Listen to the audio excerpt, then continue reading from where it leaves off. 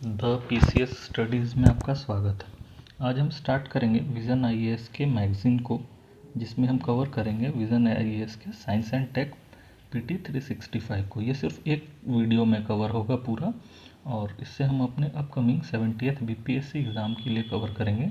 Friends, इसमें बहुत सारे टॉपिक्स दिए हुए हैं जो कि हमारे बीपीएससी एग्ज़ाम के लिए रेलेवेंट नहीं है। हम सिर्फ उन्हीं टॉपिक्स को कवर करेंगे जो हमारे बीपीएससी एग्ज़ाम्स के लिए रेलेवेंट हैं। तो ये वीडियो शॉर्ट होगा और इसमें कुछ ऐसे टॉपिक्स होंगे जिसमें हम बेसिक टर्म्स डेफिनेशंस की बात करेंगे, जिससे कि बीपीएससी एग्ज़ाम्स में क्वेश्चंस पूछे जाते हैं। आइए हम देखते हैं कि जो हमने ट्रेंड एनालिसिस किया था द पीसीएस स्टडीज़ के चैनल पे, जिसमें हमने 69th बीपीएससी का ये ट्रेंड एनालिसिस किया था और हमने देखा था कि किस किस तरह के क्वेश्चंस इसमें आए थे। तो हमने पाया था कि साइंस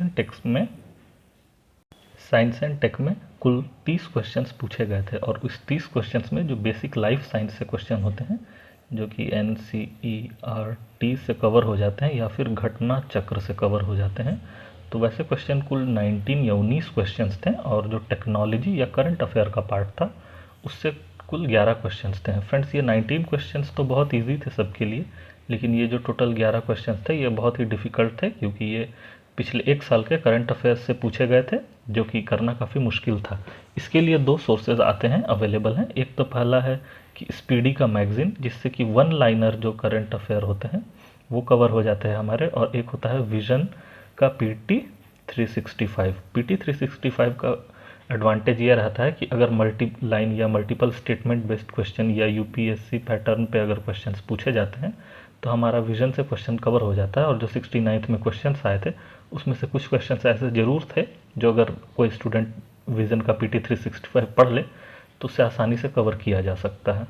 तो हमने देखा कि अगर साइंस एंड टेक के क्वेश्चंस अगर आते हैं तो उसमें से कैसे हम एनसीईआरटी या फिर घटना चक्र से बेसिक्स बना सकते हैं, और करंट अफेयर या टेक्नोलॉजी के क्वेश्चंस आते हैं तो कैसे स्पीडी से और पीटी 365 से हम कवर कर लेते हैं। तो स्पीडी मैंने अपने 5 लेक्चर के सीरीज़ में ऑलरेडी कवर करवा दिया है, और विज़न पीटी 365 मैंने इसी तरह से पॉलिटिक और इकोनॉमिक्स का ऑलरेडी अपलोड कर दिया है। ये थर्ड और लास्ट सीरीज़ है विज़न पीटी 365 का, जिसमें आज हम साइंस एंड टेक को कवर करेंगे। तो आइए फ्रेंड्स स्टार्ट करते हैं। ये मेरा हैंड रिटन नोट्स है खुद का, पीटी 365 साइंस एंड टेक का। तो आइए आज हम स्टार्ट करते हैं, जिसका पहला टॉपिक होगा जीन डेराइव टेक्नोलॉजी।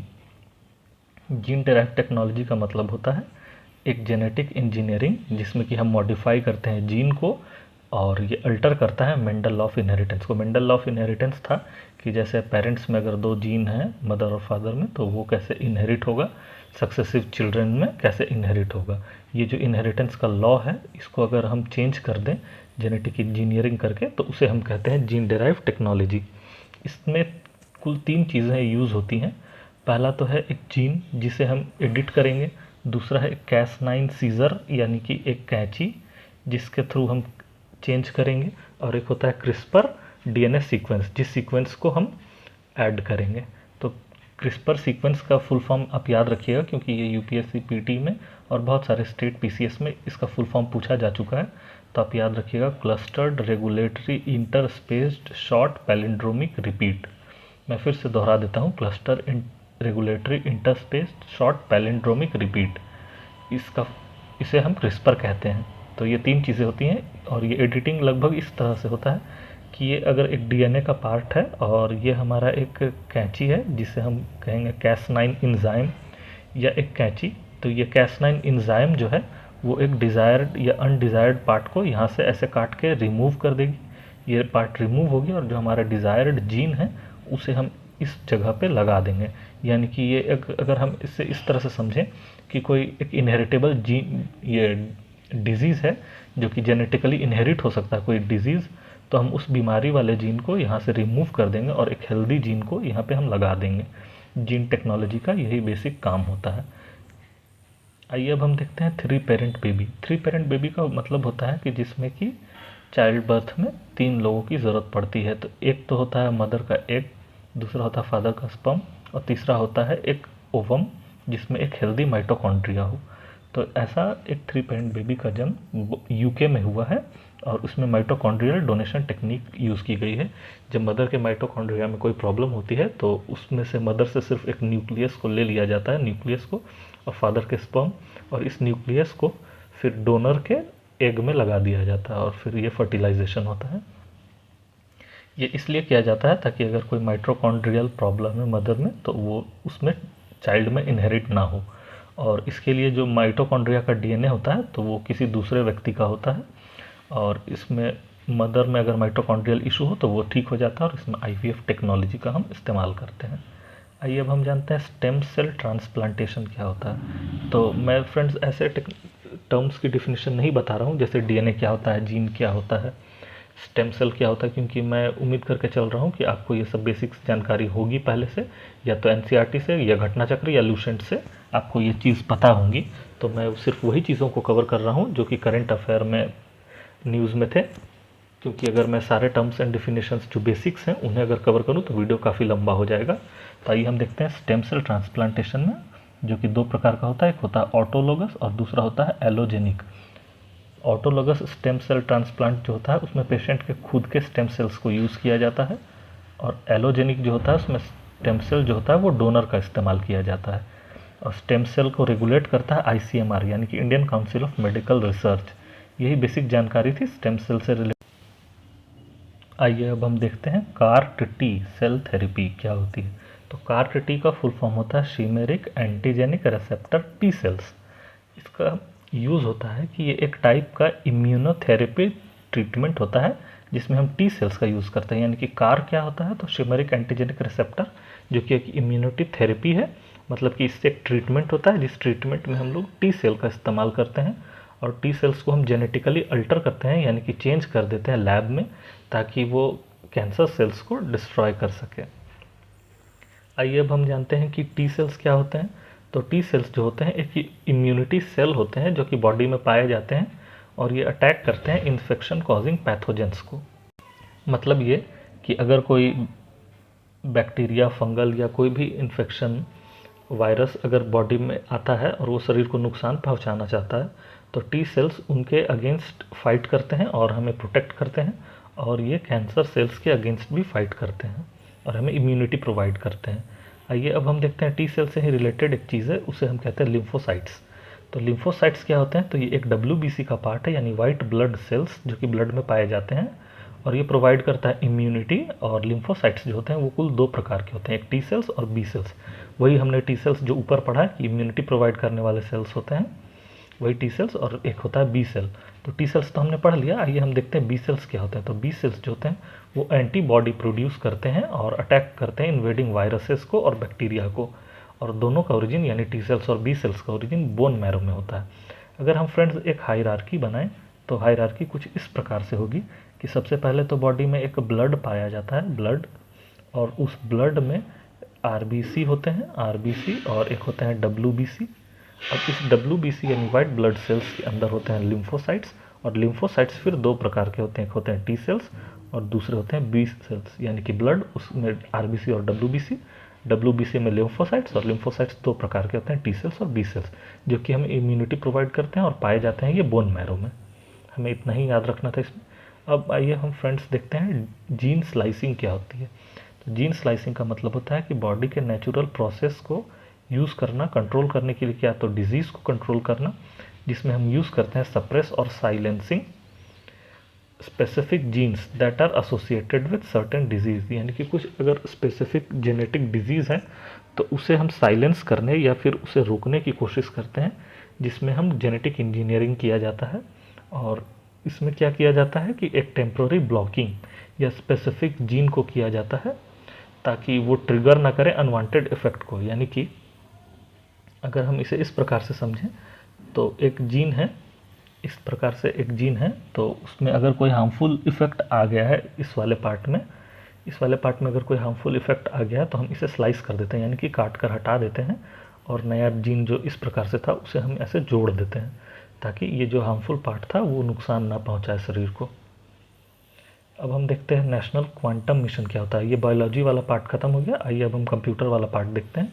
तो उसमें नेशनल क्वांटम मिशन जिसका में 2023 में ये लाया गया मिशन, नेशनल क्वांटम मिशन, और इसकी कॉस्ट रहेगी 6,000 करोड़ रुपए इसमें खर्च किए जाएंगे, जिससे क्या होगा, रिसर्च एंड डेवलपमेंट होगा क्वांटम कंप्यूटिंग में, जो कि 2023-24 से 2030-31 तक चलेगा, यानी कि करीब 6-7 साल के लिए ये लाया गया मिशन 2023 में। और इसका एम क्या होगा कि डेवलप करना क्वांटम कंप्यूटर्स को विथ रेंज ऑफ 50 से 1000 क्यूबिट्स का, यानी कि इसकी कैपेसिटी होगी 50 या से लेकर 1000 क्यूबिट स्पेस की, और इसमें क्वांटम कंप्यूटर डेवलप किए जाएंगे 2023 में, लगभग 7 सालों के लिए है ये। इसमें 6,000 करोड़ रुपए खर्च होंगे, और इससे एक और चीज़ की जाएगी, वो satellite based secure quantum communication, यानी कि नीचे 2 कंप्यूटर रहेंगे और ऊपर स्पेस में सैटेलाइट रहेगा, उस सैटेलाइट से हम कम्युनिकेशन स्टैब्लिश करेंगे क्वांटम टेक्नोलॉजी के थ्रू 2 स्टेशंस के बीच। और ये जो कम्युनिकेशन होता है, ये माना जाता है कि ये दुनिया का सबसे सिक्योर कम्युनिकेशन होता है, जिसका खास करके इस्तेमाल आर्मी नेवी करती है। अब आइए हम देखते हैं कि क्यूबिट्स क्या होते हैं। तो क्यूबिट्स जो होते हैं उसे हम फुल फॉर्म में कहते हैं क्वांटम बिट्स। तो क्वांटम बिट्स 2 प्रकार की होती है, एक तो होता है फिजिकल और एक होता है लॉजिकल क्वांटम बिट्स। तो फिजिकल बिट्स जो होते हैं उसमें होता है atoms having multiple energy level, जैसे हाइड्रोजन एटम। जैसे कि हम इसे इस तरह से समझ सकते हैं कि एक एटम है, अंदर में न्यूक्लियस है और यहाँ इलेक्ट्रॉन है। तो इलेक्ट्रॉन जैसे कि बहुत सारे रिंग्स में पाए जाते हैं, जिसे हम SPDF बोलते हैं। तो ये अलग अलग इलेक्ट्रॉन, जो वैलेंस बेस्ड इलेक्ट्रॉन्स जो होते हैं, वो अलग अलग जगह पे पाए जाते हैं। उन इलेक्ट्रॉन्स को जब एक रिमूव होता है या फिर एक ऐड होता है, तो इसमें एनर्जी में एटम के चेंजेस आता है। उस चेंज के कारण ये अपना स्टेट चेंज करता है, या तो फिर एक नीचे चला जाता है, एक रिंग ख़त्म हो जाएगा या एक रिंग ऐड हो जाएगा। इस तरह का जब चेंज होता है तो उसे ही हम कहते हैं मल्टीपल एनर्जी लेवल। तो क्वांटम बिट जो होता है फिजिकल, उसमें यही होता है कि एटम के एनर्जी को चेंज किया जाता है, उसमें इलेक्ट्रॉन ऐड करके या रिमूव करके, उसे हम फिजिकल क्वांटम बिट करते हैं। और ये एडिशन या रिमूवल जो होता है इलेक्ट्रॉन का, उससे जो ग्रुप ऑफ फिजिकल क्यूबिट्स बनती हैं, और उसे हम एक साथ अटैच करके कुछ कंप्यूटेशन का काम जब लेते हैं, तो उसे हम कहते हैं लॉजिकल बिट्स। यानी कि वैसे एटम्स जो बहुत सारे ट्रांजिशन शो कर सकता है एनर्जी में, उन सारे एटम्स को हम जब जोड़ करके उससे कोई कंप्यूटेशन यानी जोड़ घटाव का कुछ जब काम करवाते हैं, तो उस काम करवाने की क्षमता जब उसमें डेवलप होती है, तो उसे हम कहते हैं लॉजिकल क्यूबिट्स यानी क्वांटम बिट्स। कुछ टर्म्स जो इससे एसोसिएटेड हैं, वो टर्म्स हैं सुपर इम्पोजिशन, इंटेंगलमेंट, डीकोहेरेंस। ये सब टर्म्स क्वांटम टेक्नोलॉजी से इसमें यूज़ किए जाते हैं। और ये बहुत ही फ्रेजाइल और अनस्टेबल होता है ऑपरेट करने में, यानी कि ये एनर्जी स्टेट को लाना और उस एनर्जी स्टेट को मेंटेन रख पाना कंप्यूटेशन के लिए, ये बहुत ही अनस्टेबल होता है, जिसके कारण अभी इसमें फर्दर रिसर्च एंड डेवलपमेंट चल रहे हैं। आइए अब हम देखते हैं AI रेगुलेशन। तो आर्टिफिशियल इंटेलिजेंस का रेगुलेशन किस प्रकार से होता है। तो दुनिया का पहला AI समिट जो हुआ, ये ब्लेचली पार्क लंदन में हुआ है। ब्लेचली पार्क वही जगह है लंदन का जहाँ पे आपने नाम सुना होगा एलन ट्यूरिंग, जिसने ट्यूरिंग मशीन की स्थापना की थी। एक लॉजिकल मॉडल जो कंप्यूटर का होता है, उसकी स्थापना जो एलन ट्यूरिंग ने की थी 1936 में। तो ये स्थापना यही ब्लेचली पार्क नाम के जगह पे हुई थी, इसीलिए इसी जगह पे फर्स्ट AI समिट ऑर्गेनाइज किया गया था लंदन में। तो इंडिया ने अडॉप्ट किया है, ये तो था लंदन का न्यूज़। अब AI रेगुलेशन इंडिया का कैसे है। तो इंडिया ने अडॉप्ट किया है GPAI, यानी कि ग्लोबल पार्टनरशिप ऑन AI। और इंडिया ने एक और चीज़ लॉन्च की है, वो है इंडी AI, यानी कि इंडियाज़ नेशनल AI पोर्टल। और इससे रिलेटेड G20 में भी बात हुई थी जापान में, जिसे हम ओसाका डायलॉग कहते हैं। और उसी तरह से जब इस बार इंडिया में G20 ऑर्गेनाइज की गई, तो इंडिया ने उस पर भी अपना पक्ष रखा था। आइए अब हम देखते हैं मशीन लर्निंग क्या होती है। तो मशीन लर्निंग कहा जाता है AI का एक मेथोडोलॉजी है, जिससे हम सॉल्व करते हैं मैथमेटिकल प्रॉब्लम्स, जो कि लेस कॉम्प्लेक्स और लोअर डेटा वॉल्यूम में होता है। मतलब ये कि मशीन्स को जब हम बहुत ज़्यादा डेटा का यूज़ करते हैं और उससे कुछ रिलेटेड कुछ यूज़ लेते हैं, तो उसे हम कहते हैं मशीन लर्निंग। और इसी का एक सुपीरियर पार्ट होता है, यानी कि जब मशीन लर्निंग को और हम कॉम्प्लेक्स और एडवांस कर देते हैं, तो उसे हम कहते हैं डीप लर्निंग। ये एक एडवांस पार्ट होता है मशीन लर्निंग का, जिसमें हम न्यूरल नेटवर्क्स आर्किटेक्चर को यूज़ करते हैं। ये न्यूरल नेटवर्क वही होता है कि जैसे ह्यूमन ब्रेन न्यूरॉन्स पे काम करती है, उसी तरह से हम न्यूरल नेटवर्क पर काम करते हैं। जैसे कि आप जानते होंगे कि कंप्यूटर या कोई भी चीज़ जनरली जो काम करती है वो टॉप टू बॉटम पर इस प्रकार से, यानी कि ये या तो कमांड या एनर्जी नीचे फ्लो होगा, या कमांड या एनर्जी ऊपर फ्लो होगा, ये एक डायरेक्शन में होता है, इसीलिए हम इसे टॉप टू बॉटम या बॉटम टू टॉप टेक्नोलॉजी कहते हैं। और वही जो कंप्यूटर्स भी इसी टेक्नोलॉजी पे काम करते हैं। वही जो हम एआई डेवलप कर रहे हैं मशीन लर्निंग या डीप लर्निंग में, उसमें हम न्यूरल नेटवर्क इस्तेमाल करते हैं। न्यूरल नेटवर्क मतलब वही ब्रेन वाली टेक्नोलॉजी जिसमें जो है एक ही साथ में मल्टीपल जगह पे अलग अलग स्टेट्स में डाटा ट्रांसफ़र या एक्सेप्ट किया जा सकता है, ये न्यूरल नेटवर्क होता है। इससे हम कोशिश करते हैं कि जैसे इंसानी दिमाग सोच सकता है उसी तरह से ह्यूमन ब्रेन के जैसा ही उसमें टेक्नोलॉजी लाया जा सके। इसका एक और ख़ासियत होता है कि ये एबल टू सेल्फ लर्न होता है, यानी कि ये खुद से सीख सकता है, यानी अपनी गलतियों से सीख सकता है। जब उसमें कोई कोडिंग प्रॉब्लम आती है जिससे कि वो कंप्यूटर या मशीन फंसता है, तो उस फंसने वाले स्कीम को वो याद रख लेता है कि इस सिचुएशन में जाने पर वो फंस सकता है, तो अगले बार जब वैसी सिचुएशन आती है तो वो ट्राई करता है कि उस सिचुएशन में ना जाए। इससे कहते हैं सेल्फ लर्निंग, या खुद से वो गलती को फिर से याद रख लेता है, उस गलती वाले पॉइंट को, और कोशिश करता है कि वो गलती को रिपीट ना करे। इसे ही हम कहते हैं मशीनों में सेल्फ लर्निंग। और ये मोर कॉम्प्लेक्स होता है और इसमें डेटा सेट्स बहुत ज़्यादा होते हैं।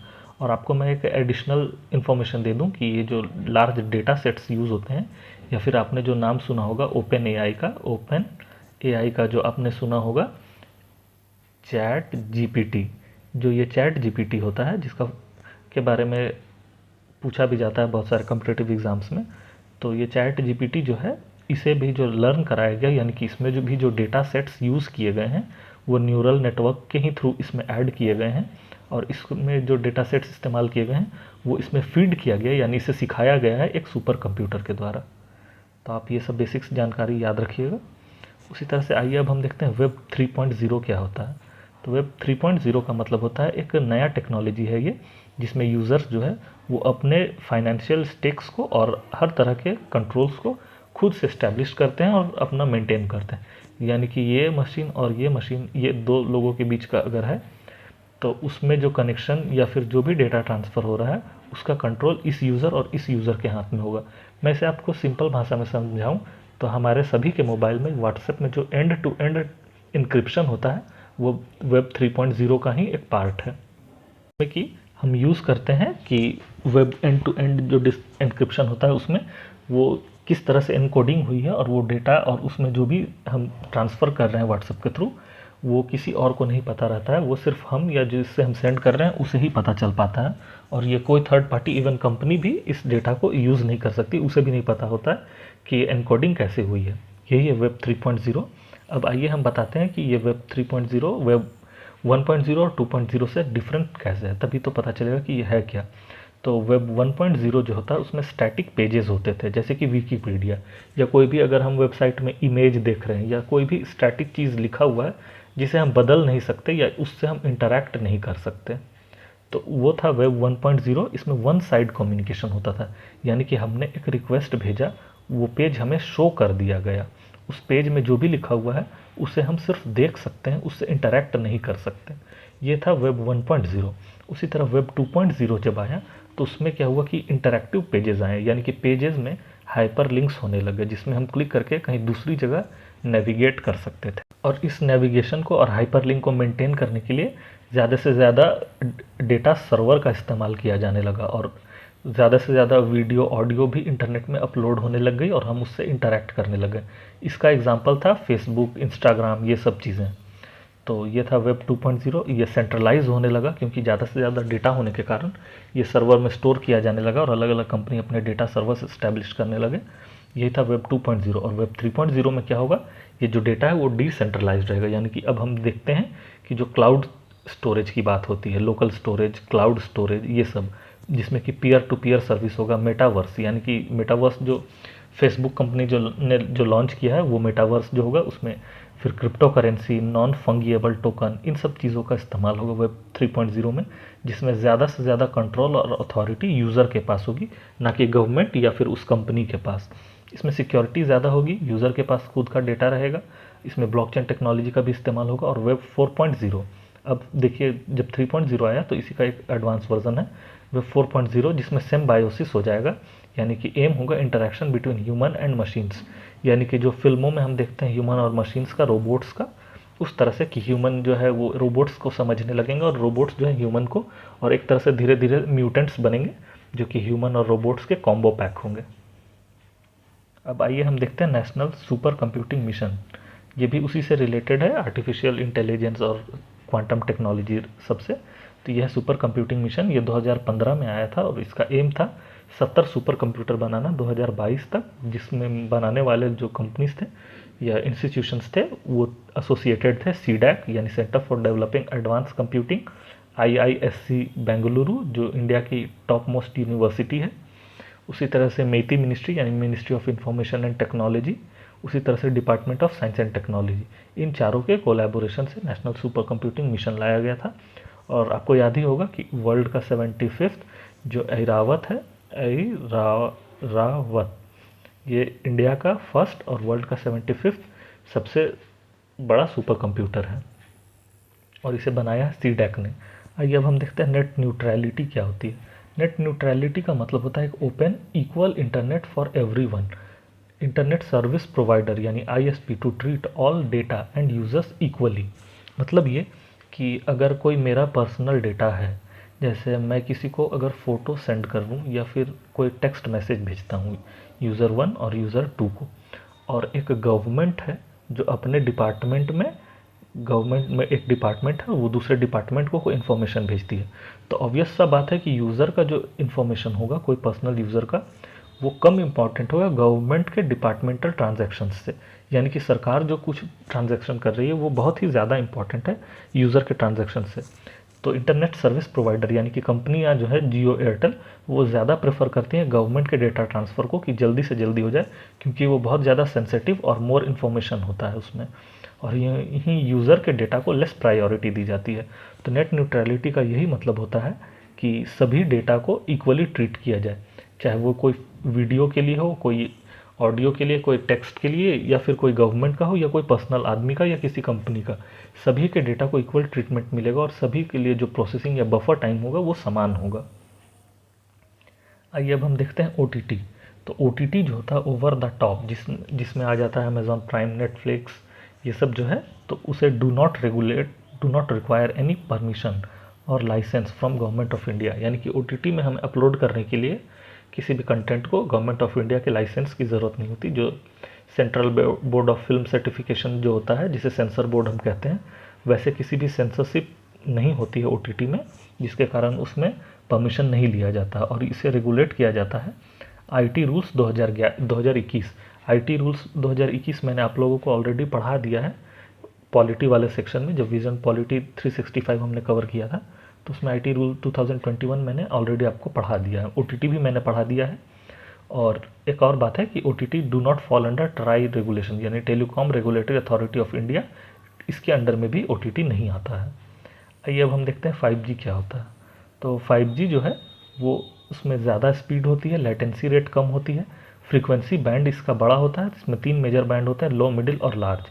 अब लो, मिडिल और लार्ज का मतलब होता है कि देखिए ऐसे होता है कि अगर 3 बैंड हैं, ये हो गया लो, ये हो गया मिडिल और ये हो गया लार्ज, तो लार्ज के साथ ये होता है कि इसका बैंडविड्थ बड़ा होता है और स्पीड ज़्यादा होता है, लेकिन कनेक्शंस इसमें कम हो सकते हैं।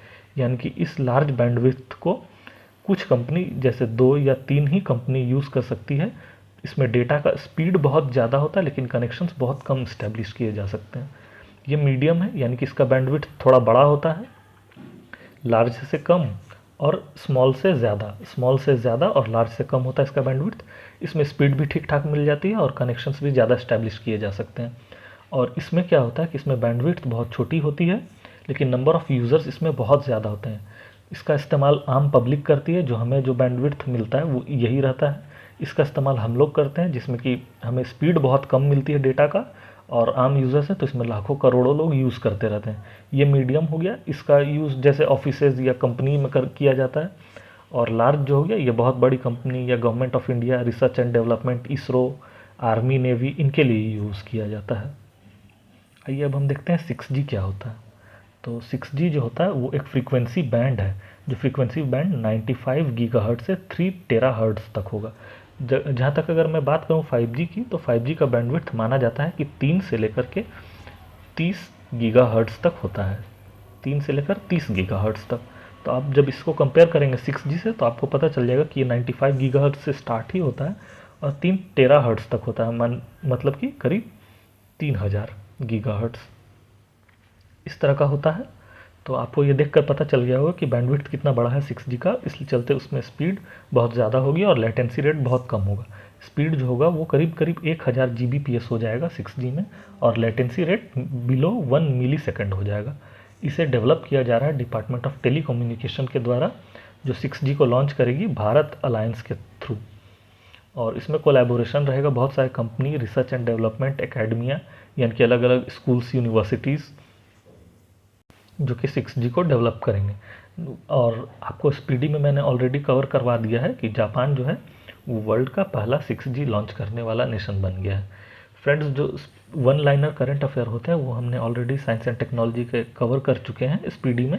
तो उसी में था कि सीडैक जो है वो 75वां वर्ल्ड का और इंडिया का पहला सबसे लार्जेस्ट सुपर कंप्यूटर है। वैसे ही जापान जो है वो वर्ल्ड का पहला 6G लॉन्च करने वाला है। ये ऐसे वन लाइनर फैक्ट्स जो है साइंस के, वो हमने ऑलरेडी कवर कर लिया है। और आज हम उसके थ्योरी पार्ट या फिर डिटेल पार्ट देख रहे हैं vision PT 365 science and technology के। तो आइए, हमारा नेक्स्ट जो टॉपिक है वो है लाईफाई। लाईफाई का फुल फॉर्म होता है, ये लाइट पे यूज़ करता है, light as a medium use करता है। इसका स्पीड जो होगा 1 Gbps से ज़्यादा होगा। इसमें लाइट एज अ कैरियर किया जाता है, यानी लाइट वेव्स जो होते हैं उसके थ्रू हम डेटा को भेजते हैं, और नॉट रेडियो वेव्स।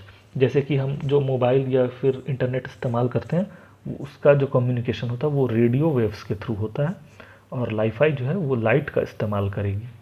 ये बहुत सस्ता होता है क्योंकि लाइट जो है वो एक सोर्स ऑफ एनर्जी है और ये हर जगह अवेलेबल है पूरे अर्थ में। तो इसके लिए हमें अलग से रेडियो वेव्स ट्रांसमिट करने की ज़रूरत नहीं होगी। तो ये जो ट्रांसमिशन का खर्चा आएगा वो बच जाएगा, क्योंकि जो दिन में है ये आराम से किया जा सकता है। लेकिन इसका साथ नुकसान भी बहुत ज़्यादा है कि इसे रात में करना काफ़ी मुश्किल हो जाएगा, क्योंकि रात में लाइट नहीं रहती है। वैसे ही अंधेरे जगह में इसका इस्तेमाल करना काफ़ी मुश्किल भी है। ये इसकी नेगेटिव डिसएडवांटेज है। इसका स्पेक्ट्रम काफ़ी ज़्यादा बड़ा होता है लाइट वेव का, और इसकी फ्रीक्वेंसी भी बहुत ज़्यादा होगी, 100 टेराहर्ट्ज़ से ज़्यादा। जहां आपने देखा था पिछली बार कि 6G में जो है वो 95 से लेकर के 3 टेराहर्ट्ज़ तक थी, 3 टेराहर्ट्ज़, और ये 95 गीगाहर्ट्ज़ से स्टार्ट होकर के थी। वहीं लाइट वेव की जो फ्रीक्वेंसी होगी वो 100 टेराहर्ट्ज़ से ज़्यादा होगी। पर इसका डिसएडवांटेज वही है कि ये लाइट वेव पे है, तो ये रात में या अंधेरे जगहों पे करना इससे काफ़ी मुश्किल हो जाता है। आइए अब हम देखते हैं आदित्य L1 मिशन। L1 का मतलब होता है लैग्रेंज पॉइंट।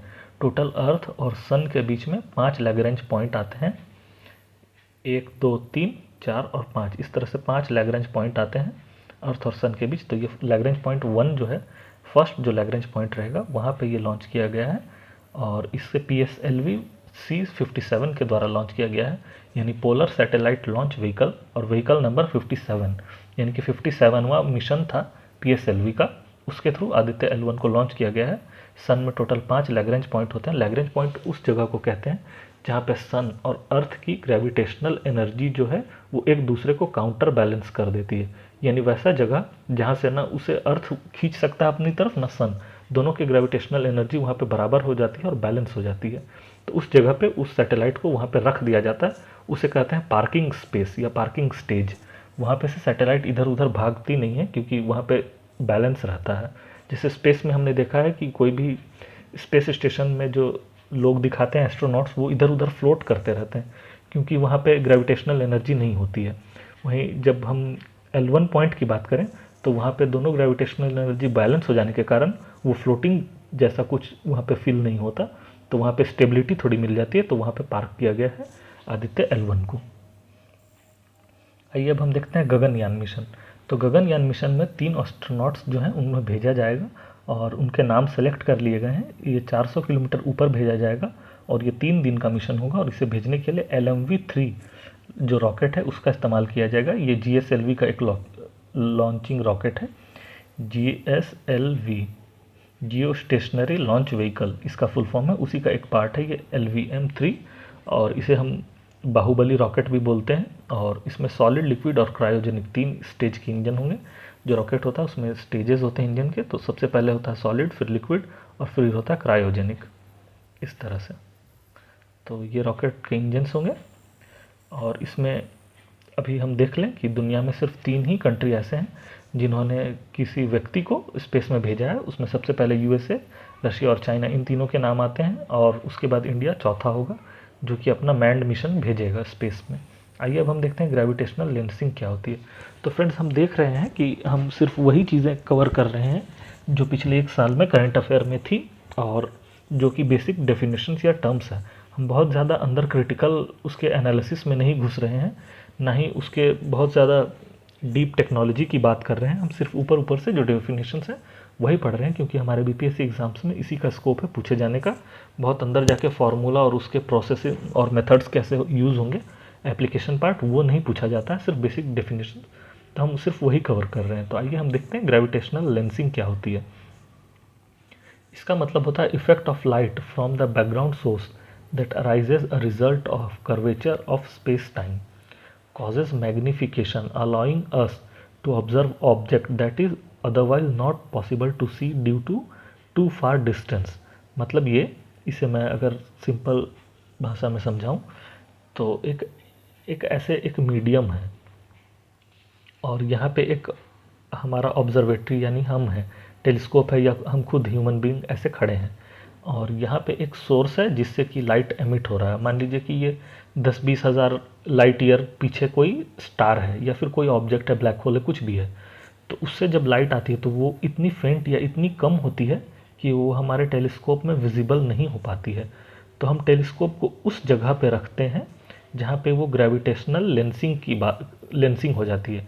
ये फ्रेंड्स मैं बता दूं आपको कि ये वही लैग्रेंज पॉइंट होता है जो L1, L2, L3, L4 जो हमने पॉइंट्स बताए थे कि टोटल अर्थ और सन के बीच में 5 लैग्रेंज पॉइंट हैं जहाँ पे दोनों की ग्रेविटेशनल एनर्जी बैलेंस हो जाती है। तो ये वही लैग्रेंज पॉइंट होता है जहाँ पे हम टेलीस्कोप रखते हैं, जिससे कि क्या होता है कि ग्रेविटेशनल जो वेव्स होती हैं वो इस लाइट वेव को मैग्नीफाई कर देती हैं।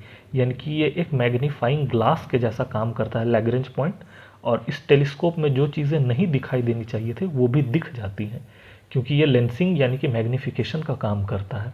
इसी लिए आपको याद होगा कि हबल टेलीस्कोप या फिर जो जेम्स वेब टेलीस्कोप जो 2022 में लॉन्च किया गया था, वो सभी लैग्रेंज पॉइंट पे ही रखे गए हैं ताकि ये लेंसिंग का काम किया जा सके। तो ग्रेविटेशनल लेंसिंग का यही मतलब होता है कि कुछ ऐसा ऑब्जेक्ट जो कि नॉर्मली नेकेड आई या फिर टेलीस्कोप से दिखाई नहीं देगा, उसे हम इस तरह से ग्रेविटेशन से लेंसिंग करते हैं कि उस वो मैग्नीफाई हो जाता है और दिखाई देने लग जाता है। आइए अब हम देखते हैं न्यूट्रिनो पार्टिकल्स क्या होते हैं। तो न्यूट्रिनो पार्टिकल्स को हम कहते हैं कि ये एक यूनिवर्सल चीज़ है, ये एक फंडामेंटल पार्टिकल है लाइक इलेक्ट्रॉन, और इसमें कोई चार्ज नहीं होता और इसका स्पिन जो है हाफ होता है। जैसे इलेक्ट्रॉन, प्रोटॉन, न्यूट्रॉन होते हैं, उसी तरह ये एक फंडामेंटल पार्टिकल है और इसमें चार्ज नहीं होता है और इलेक्ट्रॉन के जैसा ही होता है, छोटा, और स्पीड इसकी लाइट के बराबर होती है। Out number all atoms in universe, यानी कि पूरे वर्ल्ड के अगर एटम्स को काउंट कर लिया जाए तो उससे भी ज़्यादा अमाउंट में न्यूट्रिनोज होते हैं, पर ये हमें दिखाई नहीं देते क्योंकि इसकी स्पीड बहुत ज़्यादा होती है और साइज़ में ये बहुत ज़्यादा छोटा होता है।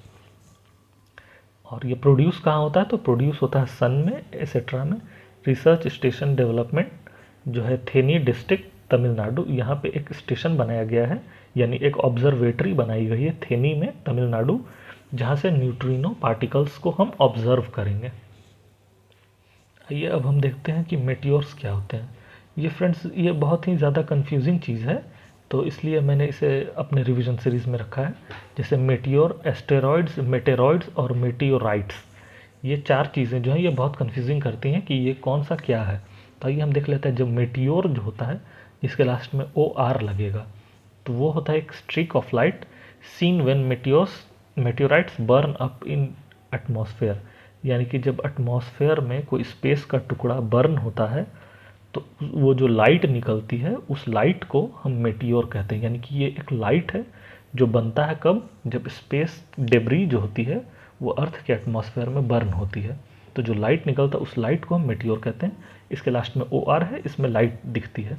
अब एस्टेरॉइड्स क्या होता है? तो एस्टेरॉइड्स जो होता है एक स्मॉल पार्टिकल्स होते हैं रॉक के, जो कि ऑर्बिट करते हैं सन, प्लैनेट इसके अराउंड, यानी कि सन, प्लैनेट इसके अराउंड जो ऑर्बिट करते हैं उसे हम एस्टेरॉइड्स कहते हैं। और मेटियोर किसे कहते हैं? मेटियोर यानी लास्ट में OR रहेगा, तो ये स्ट्रिक ऑफ लाइट है।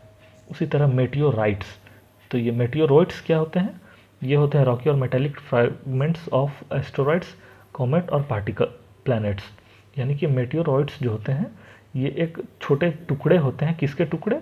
तो जो एस्टेरॉइड्स होते हैं या फिर कॉमेट या प्लैनेट, उसके जो छोटे टुकड़े होते हैं हम उन्हें मेटियोरॉइड्स कहते हैं।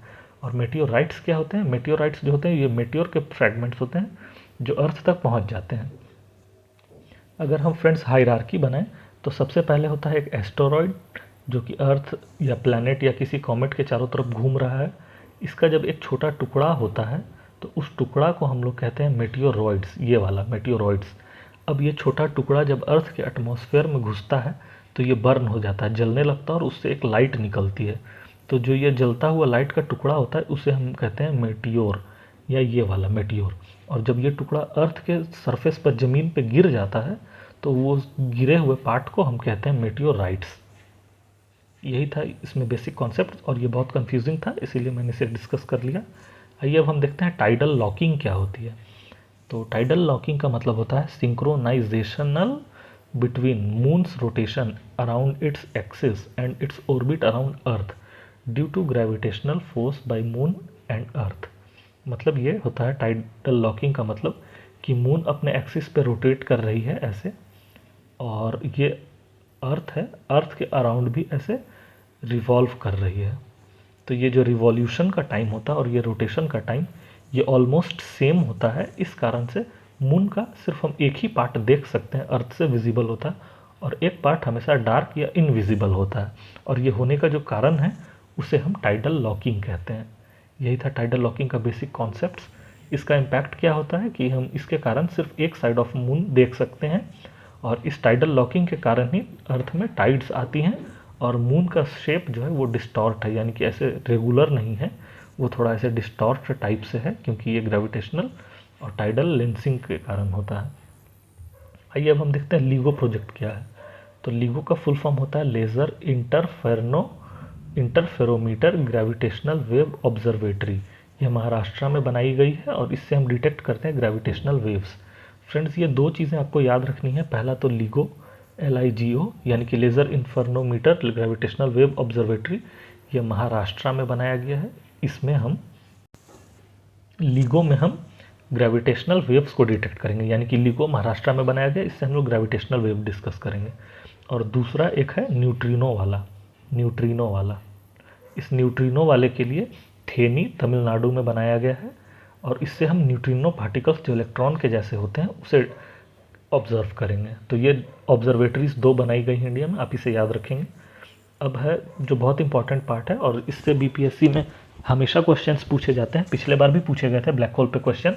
और जब आप पहले के टाइम पे जाएंगे यानी कि 45, 46 BPSC 39, 36 इस तरह के जो 20-25 साल पहले जो BPSC होते थे, तो ब्लैक होल से क्वेश्चंस पहले भी बहुत बार पूछे गए हैं और अब फिर से स्टार्ट हो गया ब्लैक होल्स पे क्वेश्चन। तो आइए हम डिस्कस कर लेते हैं ब्लैक होल।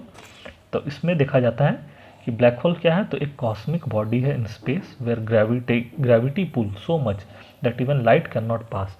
यानी ब्लैक होल एक ऐसा मटेरियल है जिसके अराउंड ग्रेविटेशनल वेव्स इतने ज़्यादा होते हैं कि अगर इस पर लाइट पड़ती है तो वो लाइट भी इससे क्रॉस नहीं कर पाती और इसी के अंदर अब्जॉर्ब हो जाता है। यही है ब्लैक होल सिंपल भाषा में।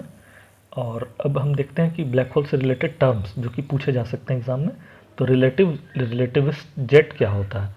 When stars are absorbed by black hole, jets of particles and radiation are blasted out at near light speed।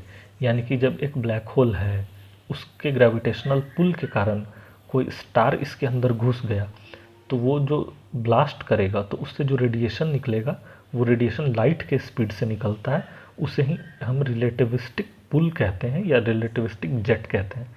यानी कि ब्लैक होल में जब कोई स्टार एंटर करता है तो ब्लास्ट होता है और जो वेव्स निकलती हैं उसे ही हम रिलेटिविस्टिक जेट कहते हैं। अब हम देखते हैं इवेंट हॉरिजन क्या होता है। तो इवेंट हॉरिजन होता है the radius around singularity where matter and energy can not escape the black hole gravity, it is point of no return. यानी कि एक ब्लैक होल है अगर इस तरह का, तो इवेंट हॉरिजन जो है वो एक ऐसा रेडियस होगा, ये रेडियस जो कि डिफाइन करेगा ब्लैक होल की आउटर बॉडी को या आउटर स्पेस को। मतलब ये कि अगर कोई स्टार या लाइट इस रेडियस के अंदर आ जाता है तो वो ब्लैक होल के अंदर चला जाएगा, और इस रेडियस से ऐसे बाहर से अगर क्रॉस कर जाता है तो वो ब्लैक होल में एंटर नहीं कर पाएगा। इवेंट हॉरिजन का मतलब यही हुआ कि ये एक रेडियस है ब्लैक होल के चारों तरफ, जिसके अंदर पुल इतना ज़्यादा है कि सभी कुछ ब्लैक होल के अंदर चला जाएगा, और इसके बाहर उतना ज़्यादा ग्रेविटेशनल पुल नहीं है, तो अगर कोई बाहर से क्रॉस करता है तो ऐसे इजीली स्केप कर सकता है। अब आइए हम देखते हैं सिंगुलैरिटी क्या होती है। तो सिंगुलैरिटी का मतलब होता है सेंटर ऑफ ब्लैक होल, जिसका डेंसिटी इनफाइनाइट होता है, यानी कि ये इवेंट हॉरिजन जो है ये है, यानी कि एक रेडियस, उसके अंदर एक पॉइंट है जिसे हम सिंगुलैरिटी कहते हैं। इसका डेंसिटी इनफाइनाइट होता है और ग्रेविटेशनल वेव्स इसमें या ग्रेविटेशनल पुल इनफाइनाइट होता है, इसे हम सिंगुलैरिटी कहते हैं। आइए अब हम देखते हैं श्वार्ट्ज चाइल्ड रेडियस, ये क्या होता है।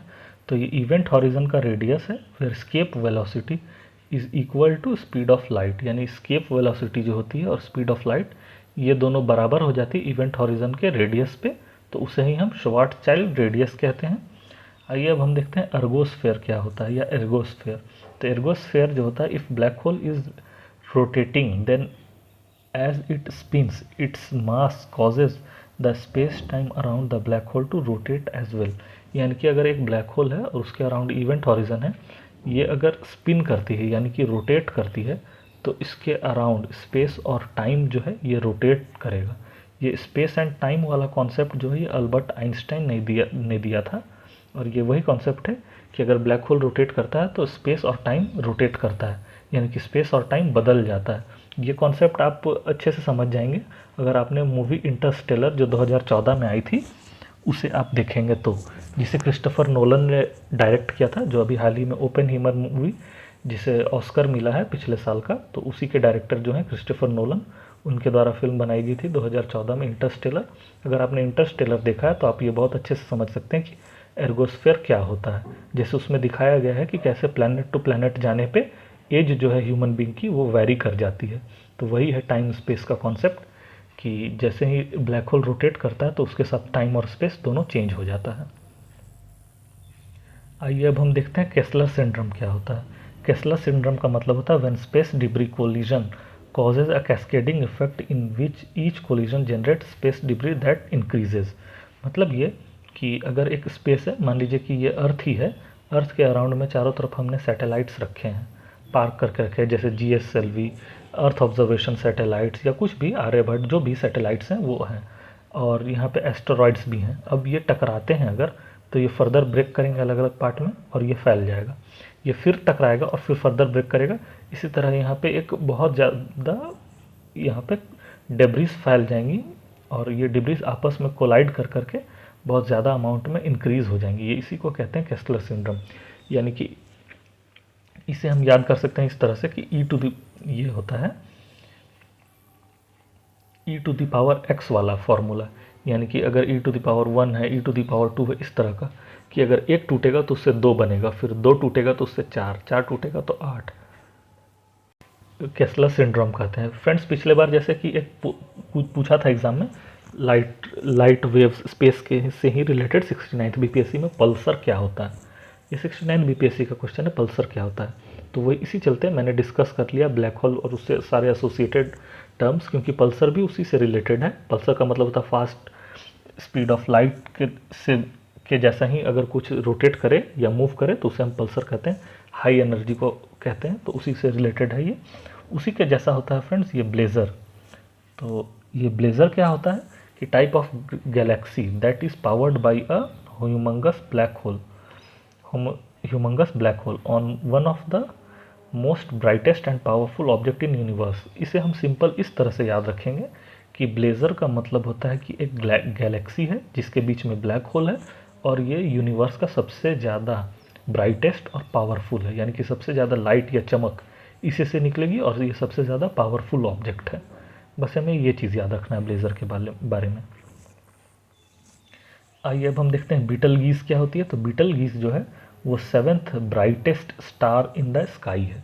हमें ये टर्म्स याद रखने हैं। मैं फिर से इसे रिपीट कर देता हूँ ताकि आप इसे बहुत अच्छे से पढ़ लेंगे। ये बहुत इम्पॉर्टेंट भी है और ये बहुत ही ज़्यादा, एक तरह से बोला जाए तो नीरस टाइप का है कि इसे याद कर पाना बहुत ज़्यादा बोरिंग है। तो इसीलिए मैं फिर से रिपीट कर देता हूँ कि जैसे ब्लैक होल है, रिलेटिविस्टिक जेट है, ये सारे का डिफिनेशन आप देख लेंगे क्योंकि पिछले बार जैसे पल्सर पूछा है, हो सकता है कि इस बार रिलेटिविस्टिक जेट या इवेंट हॉरिजन, केसलर सिंड्रोम, ये सब पूछ दे कि क्या होता है।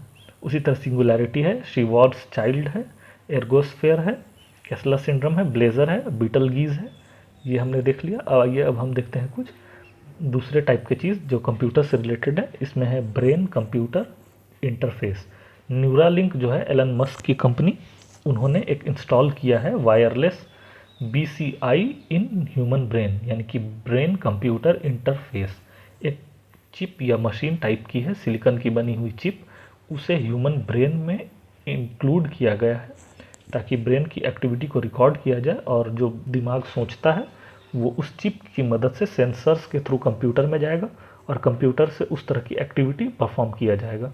इसे हम इस तरह से समझ सकते हैं कि कोई व्यक्ति है जो कि खुद से कोई काम नहीं कर पाता और उसके ब्रेन में अगर हम ये चिप लगा दें और सामने एक रोबोट है, उस रोबोट को अगर हम कमांड दे दें तो इस चिप से जो व्यक्ति सोचेगा, उस सोच से जो सिग्नल्स निकलेंगे वो चिप के थ्रू निकलेंगे और वो चिप के थ्रू वो सिग्नल्स इस रोबोट में ट्रांसफ़र हो जाएंगे और अब ये रोबोट उस व्यक्ति के अकॉर्डिंग काम करने लगेगा। ये व्यक्ति बोलेगा कि मेरे लिए जैसे खाना लाना है, तो ये रोबोट समझ जाएगा कि उसके लिए खाना लाना है बिना बोले ही उसके सोच से, और ये फिर सामने खाना ला देगा। यही चीज़ है ब्रेन कंप्यूटर इंटरफेस। आइए अब हम देखते हैं 75-25 इनिशिएटिव। ये इनिशिएटिव बहुत इंपॉर्टेंट है क्योंकि मुझे याद नहीं है किसमें, पर किसी स्टेट PCS या किसी कॉम्पिटिटिव एग्जाम में पूछा है कि 75-25 इनिशिएटिव क्या है। तो इसका फुल फॉर्म होता है 75 मिलियन पीपल को हाइपर टेंशन और डायबिटीज़ से बचाने के लिए स्टैंडर्ड केयर प्रोवाइड किया जाएगा 2025 तक। यानी कि 75 मिलियन लोगों को 2025 तक हाइपरटेंशन और डायबिटीज़ से बचाने के लिए केयर प्रोवाइड किया जाएगा। यही है 75-25 इनिशिएटिव। आइए अब हम देखते हैं, फिर से हम बायोलॉजी और डिजीज़ में आ गए हैं, तो आइए हम फिर से देखते हैं अब कि क्या होता है सिकल सेल डिजीज़। ये एक टाइप का हीमोग्लोबिन डिसऑर्डर है जिसमें कि इनहेरिटेड किया जाता है ब्लड डिजीज़ को, that affect how oxygen is carried in body more in tribals. मतलब कि जो नॉर्मल ब्लड सेल्स होते हैं उसमें जिसमें हीमोग्लोबिन पाए जाते हैं, तो वो कुछ इस तरह सॉसर शेप के होते हैं, इस तरह के सॉसर शेप के होते हैं वो ब्लड सेल्स। मैं ठीक से ड्रॉ नहीं कर पा रहा हूँ। और जो सिकल सेल्स जब होते हैं तो ये जो राउंड होता है, राउंड की जगह ये सिकल शेप के बन जाते हैं, जिसके कारण इसकी हीमोग्लोबिन को कैरी करने की कैपेसिटी घट जाती है।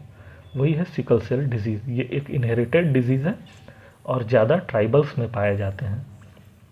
स्टेम सेल और bone marrow transplant is only cure, यानी कि स्टेम सेल या फिर बोन मैरो ट्रांसप्लांट करके ही इस डिज़ीज़ को ठीक किया जा सकता है और कोई तरीका नहीं है इस डिज़ीज़ को ठीक करने का।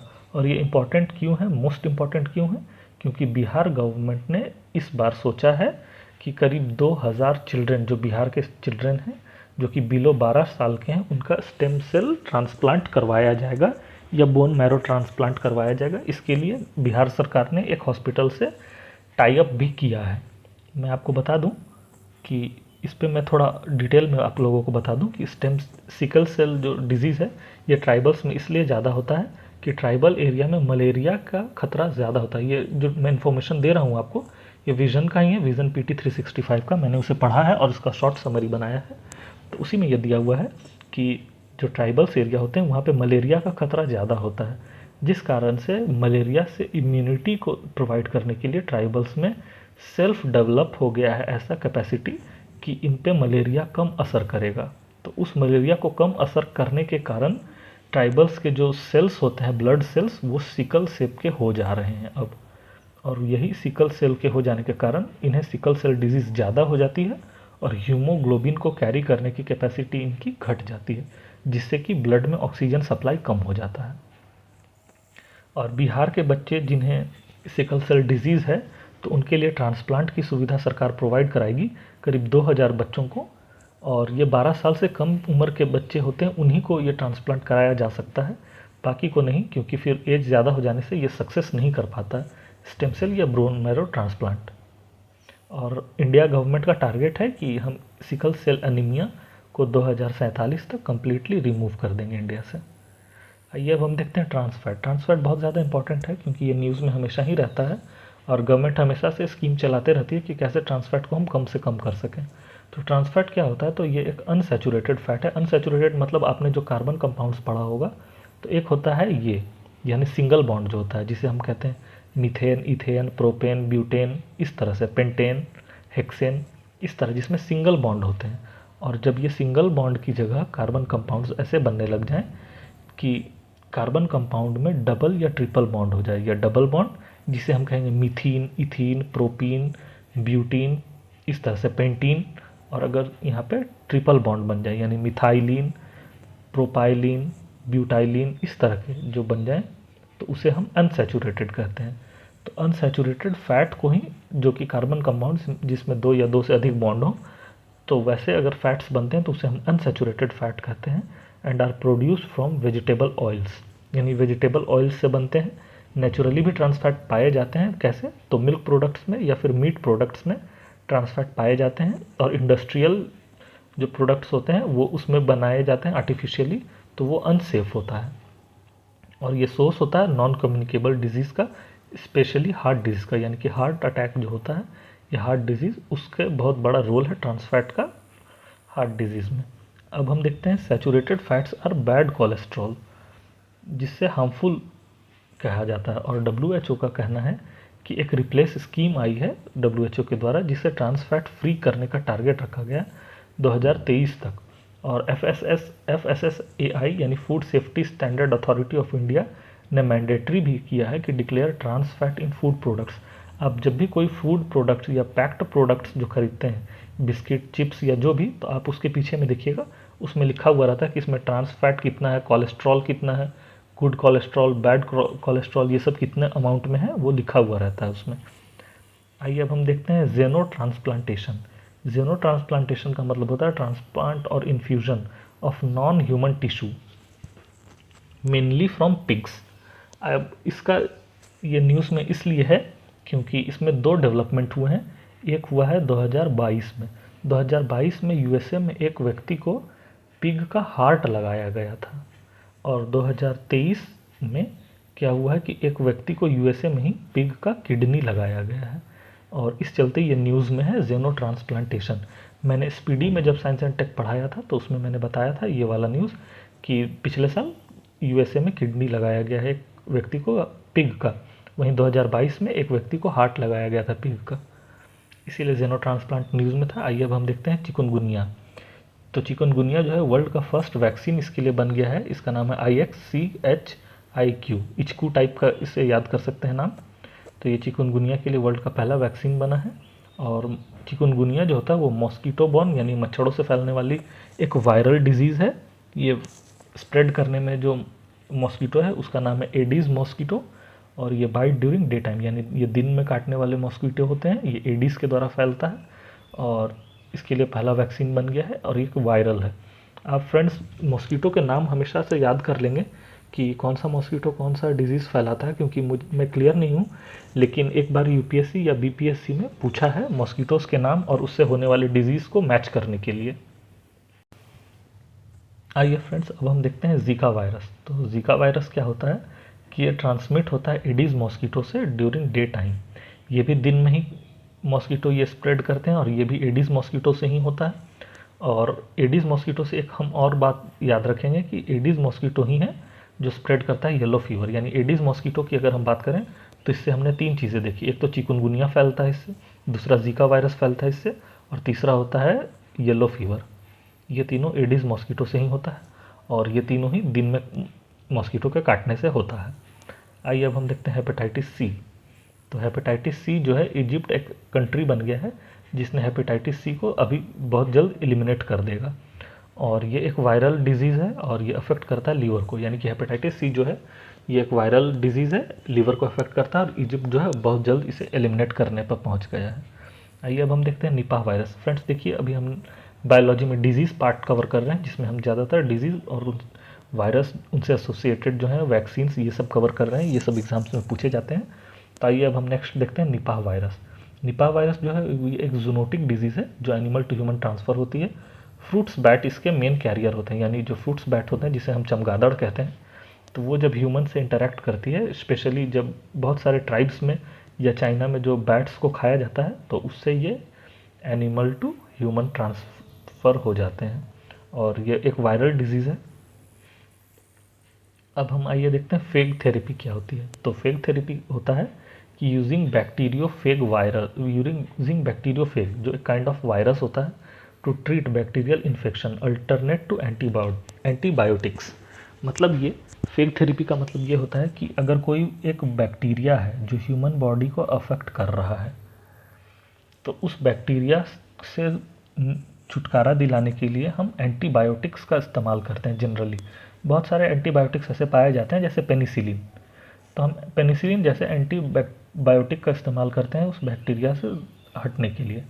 तो अब हम एक एंटीबायोटिक का इस्तेमाल ना करके हम फेग थेरेपी का इस्तेमाल करेंगे, जो कि एक वायरस होता है। और फेग वायरस उसे कहते हैं जो बैक्टीरिया पे अटैक करता है और उसे डिस्ट्रॉय करता है, यानी कि एक वायरस है जो कि बैक्टीरिया को किल करता है या डिस्ट्रॉय करता है।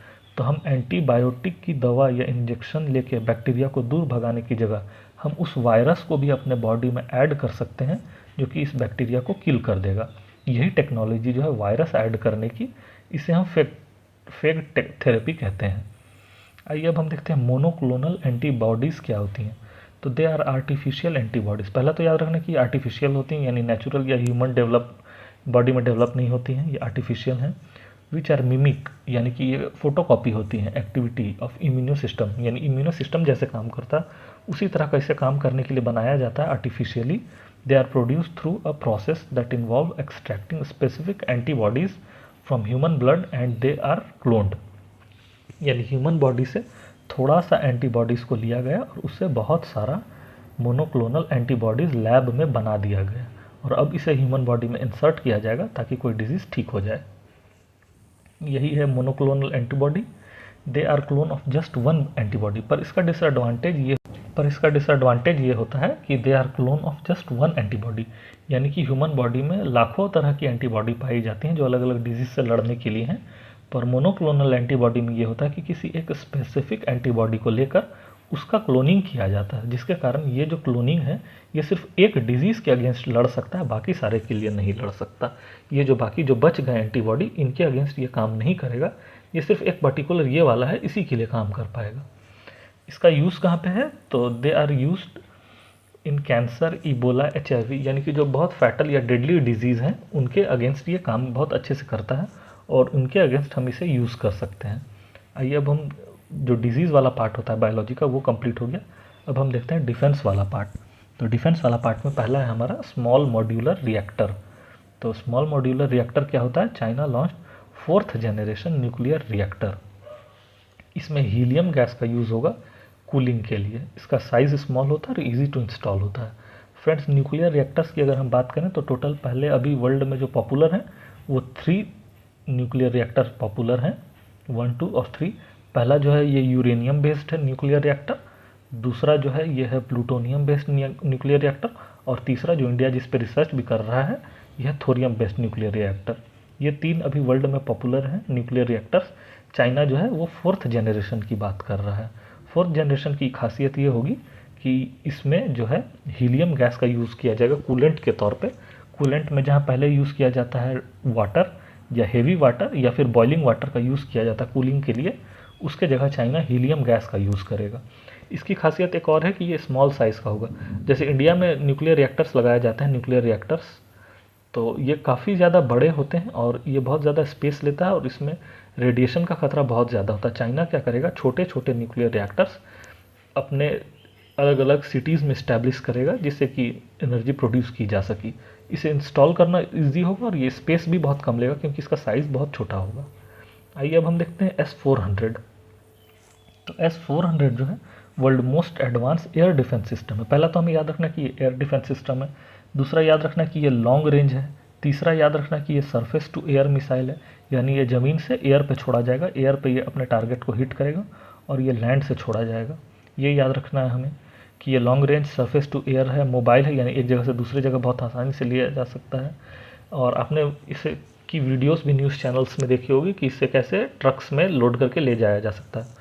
तो यानी कि ये बहुत मोबाइल है, लॉन्ग रेंज का है, सरफेस टू एयर है, एयर डिफेंस सिस्टम है, प्रोटेक्ट करता है almost all sort of aerial attacks, यानी कि किसी भी तरह का एरियल अटैक हो, या फिर उसमें हम बोल सकते हैं कि क्रूज मिसाइल्स हो, या फिर न्यूक्लियर केपेबल मिसाइल्स हो, या फिर बैलिस्टिक मिसाइल हो, या फिर ड्रोन अटैक्स हो, किसी भी तरह के अटैक को ये प्रोटेक्ट कर सकता है। और इसका रेंज जो है वो 400 किलोमीटर है, अल्टीट्यूड है 330 किलोमीटर, यानी कि ऐसे ये है टोटल 400 किलोमीटर, इतनी दूरी तक, इस जगह से इतनी दूरी तक ये मार सकता है। और अगर अल्टीट्यूड की बात करें तो अल्टीट्यूड ये है 30 किलोमीटर, यानी 30 किलोमीटर हाइट तक अगर कोई ऑब्जेक्ट आ रहा है तो इस हाइट तक ये मार सकता है। और दूरी में अगर हम बात करें तो ये 400 किलोमीटर तक ये डिस्ट्रॉय कर सकता है। आइए अब हम देखते हैं मेजर कोविड वैक्सीन कौन कौन सी हैं इंडिया में। तो जो मेजर कोविड वैक्सीन इंडिया में, उसमें है ज़ायकोविड, वर्ल्ड की पहली और इंडिया की पहला इंडिजिनस वैक्सीन है जो कि डीएनए बेस्ड है। फ्रेंड्स, आपको याद होगा कि 69th बीपीएससी में कोविड पे 2 क्वेश्चंस आ चुके हैं साइंस एंड टेक्नोलॉजी में, इसीलिए हमने डिजीज़ वाले पार्ट को बहुत अच्छे से किया और हम कोविड वैक्सीन को भी अच्छे से याद कर ले रहे हैं, क्योंकि 2 क्वेश्चंस सिर्फ और सिर्फ कोविड पे आया 69 बीपीएससी में। तो हम देख लेते हैं कि पहला तो ज़ायकोविड है जो कि डीएनए वैक्सीन है, दूसरा है कोर्बेवैक्स जो इंडिया का पहला प्रोटीन सब यूनिट वैक्सीन है। कोर्बेवैक्स का मैं बता दूं कि ये 3rd डोज में दिया गया था, मैंने भी इसे ही लिया था 3rd डोज में। जो फर्स्ट और सेकेंड डोज के बाद जो प्रिकॉशनरी डोज दिया जा रहा था इंडिया में 2022 में, तो 3rd डोज मैंने उसी टाइम लिया था, तो ये कोर्बेवैक्स ही दिया गया था 3rd डोज में। उसी तरह है जेमकोवैक जो है ये आरएनए है, आपको यही याद रखना है बेसिक कि जेमकोवैक जो है वो आरएनए है, कोर्बेवैक्स जो है प्रोटीन सब यूनिट है, ज़ायकोविड जो है वो डीएनए बेस्ड है, और इनकोवैक जो है वो इंट्रानेजल वैक्सीन है, यानी नाक से दिया जाने वाला। ये चीज़ आपको याद रखना है। और ये हमारा लास्ट पेज है, तो इसमें हम देख लेते हैं आरएनए इंटरफेस। तो आरएनए इंटरफेरेंस का मतलब होता है आरएनए आई, इसे हम शॉर्टकट में कहते हैं। ये एक नेचुरल प्रोसेस है by which cells use short double strand RNA to recognise messengers. It leads to their enzymatic destruction and preventing their translation into protein. They inhibit gene function, यानी कि ये जीन फंक्शन को inhibit करता है, ये enzymes को destruct करता है और प्रिवेंट करता है उसके ट्रांसलेशन को प्रोटीन में। आरएनए इंटरफेरेंस इसे ही हम कहते हैं। आइए अब हम देख लेते हैं कुछ मिसाइल्स के नाम। तो यह है फतह मिसाइल जो ईरान ने लॉन्च किया है, उसी तरह पार्ले बैलिस्टिक मिसाइल, ये शॉर्ट रेंज का डीआरडीओ के द्वारा मिसाइल्स पे क्वेश्चंस पूछा जा सकता है मैच द फॉलोइंग में। तो इसीलिए जैसे पिछले बार मिशंस पे पूछा है कि जूनो मिशन किसका था और 1-2 मिशंस के नाम दिए हुए थे, रेक्स मिशन किसका है, तो उसी तरह से हो सकता है कि मिसाइल्स के नाम को मैच द फॉलोइंग में इस बार दे दे। तो इसीलिए हम लोग मिसाइल्स के नाम याद कर लें, जैसे फतह मिसाइल ईरान का है, पार्ले मिसाइल डीआरडीओ का है, ये बैलिस्टिक मिसाइल है। उसी तरह से अस्त्र मिसाइल जो है वो डीआरडीओ का एयर टू एयर है ये। उसी तरह एनलोस मिसाइल जो है ये एंटी टैंक गाइडेड मिसाइल है, ये इंडिया ने इजराइल से ख़रीदा है। उसी तरह से 31 US based MQ-9B predator drones खरीद रहा है इंडिया, यानी कि MQ-9 प्रीडेटर ड्रोन्स ये इंडिया खरीद रहा है यूएस से। उसी तरह India purchased MH-60R helicopter from USA, ये रोमियो हेलीकॉप्टर्स है जिसे यूएसए से खरीदा गया है। उसी तरह से एक प्रचंड नाम की मल्टी रोल कम्बैट हेलीकॉप्टर है जिसे HAL हिंदुस्तान एरोनॉटिक्स लिमिटेड इसने बनाया है प्रचंड मिसाइल को। उसी तरह एक धनुष आर्टिलरी गन है जिसका रेंज 38 किलोमीटर है। इंडिया का एक पहला ऑटोनोमस अंडर वाटर व्हीकल है जिसका नाम है निराक्षी। और एक वरुणास्त्र है जिसे ship launch anti submarine torpedo है, यानी कि एक टॉर्पीडो है जिसे शिप से लॉन्च किया जाएगा और नाम है इसका वरुणास्त्र। तो आप फ्रेंड्स ये बेसिक जो है इसे याद रखेंगे जो नए नए मिसाइल्स जो बनाए गए हैं। और हमारा आज का लास्ट टॉपिक है, ये है वेनेडियम। वेनेडियम का इंपॉर्टेंस बहुत ज़्यादा है बीपीएससी में, इसलिए कि क्योंकि अभी हाल ही में बिहार पुलिस ने एक चोर को पकड़ा था जिसके पास से ऐसा क्लेम किया गया था कि उसके पास वेनेडियम मेटल है। तो एक्चुअली वो था नहीं उसके पास वेनेडियम मेटल, वो उसका कुछ दूसरा था, नकली था। पर वो चोर का क्लेम यही था कि उसके पास वो वेनेडियम मेटल है, पुलिस ने पकड़ा था बिहार पुलिस ने। तो वेनेडियम जो होता है वो GSI जो है जियोलॉजिकल सर्वे ऑफ इंडिया ने गल्फ ऑफ खंबात में ढूंढा है। इसका सिंबल जो होता है वो V होता है, ये V। और इसका एटॉमिक नंबर जो है वो 23 है, ये एक ट्रांजिशन मेटल है, आपको याद रखना कि ये मेटल है। एटॉमिक नंबर 23 होता है, इसका सिंबल जो होता है वो ये वी होता है। ये ब्राज़ील जो है इसका वर्ल्ड में मैक्सिमम एक्सपोर्टर है, और चाइना के पास सबसे ज़्यादा इसका रिजर्व है। इसका यूज़ कहाँ होता है, तो ये बैटरीज में यूज़ होता है और न्यूक्लियर एनर्जी में यूज़ होता है ये।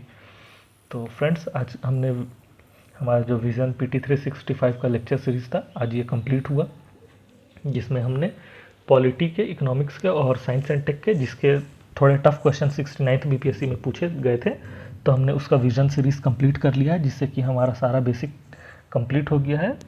आई होप कि आप लोग इस सेशन को एंजॉय किए होंगे, और आपने देखा होगा कि जैसे 69th BPSC में क्वेश्चंस पूछे गए थे, उसी के लाइन पे हमने विजन के मैगजीन को कवर किया है।